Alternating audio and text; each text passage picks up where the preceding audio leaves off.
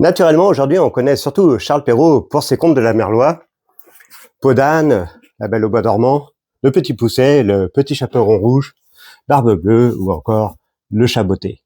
On oublie souvent qu'avant cela, il fut avocat puis contrôleur général de la surintendance des bâtiments du roi.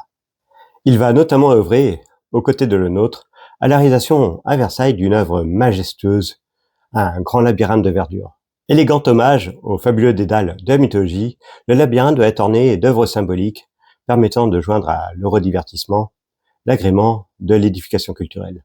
À cette fin, Charles Perrault propose quelques poésies de sa création, mais elles sont refusées car jugées trop légères, comme celle d'ailleurs de Jean de La Fontaine. Finalement, Perrault va veiller à la mise en scène de plusieurs centaines de statues d'animaux en plomb, illustrant les fables du conteur grec Ésope, élégamment remaniées par le poète de cour Isaac de Benserade. L'incroyable dédale est finalement achevé en 1677.